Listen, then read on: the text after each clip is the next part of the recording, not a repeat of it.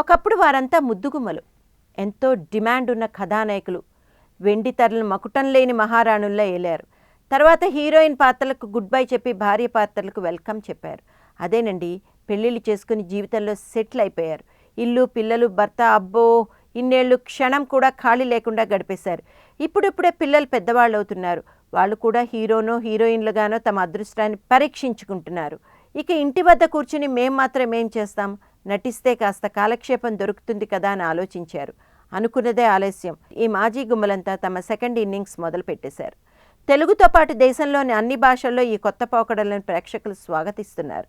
ఇంకా చెప్పాలంటే కథలో మిగిలిన పాత్రల కంటే ఇలా సెకండ్ ఇన్నింగ్స్ పాత్రలు వేస్తున్న ఆర్టిస్టులపైనే ఎక్కువ ఫోకస్ పెడుతున్నారు. తెలుగులో వచ్చిన అత్తారింటికి దారేది సినిమాలో పవన్ కళ్యాణ్ పాత్రకు ఎంతటి ఆదరణ ఉందో అత్త పాత్ర వేసిన నదియా కూడా అంత ఇంపార్టెన్స్ ఉంది. చెప్పాలంటే సినిమా టైటిలే అత్త పేరు మీద ఉండటం గమనార్హం. అలనాడు ముద్దుగుమ్మలుగా చక్కని ప్రాధాన్యం వీరికి రెండో ఇన్నింగ్స్లో దక్కుతుండటం వీరి కెరియర్లో అన్నింటికంటే ఎక్కువగా చెప్పుకోవాల్సిన విషయం. బాలీవుడ్లో ఈ ట్రెండ్ కొనసాగుతోంది. ఇంగ్లీష్ సినిమాతో రెండో ఇన్నింగ్స్ మొదలుపెట్టింది శ్రీదేవి. ఆ సినిమా ఇచ్చిన విజయంతో శ్రీదేవి మా పేరుతో మరో సినిమాలో త్వరలో ప్రేక్షకుల ముందుకు రానుంది.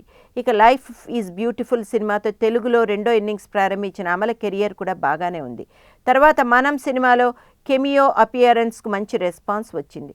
తాజాగా కేర్ ఆఫ్ సైరా భాను పేరుతో ఓ మలయాళ చిత్రంతో ప్రేక్షకుల ముందుకు వస్తోంది. ఇక కాజోల్ కూడా తన సెకండ్ ఇన్నింగ్స్లో ధనుష్ సినిమాలో ఓ పాత్ర నటిస్తోంది.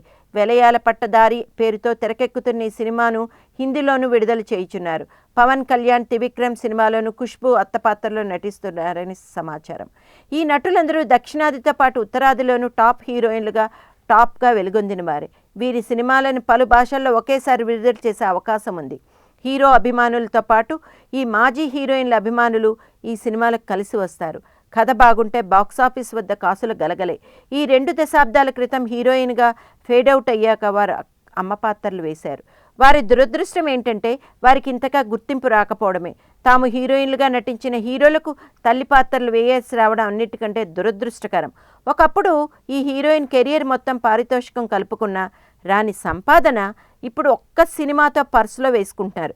సూటిగా చెప్పాలంటే వీరి కెరియర్ ఇప్పుడే పీక్లో ఉందనడం అతిశయోక్తి కాదేమో అని ఇండస్ట్రీ టాక్.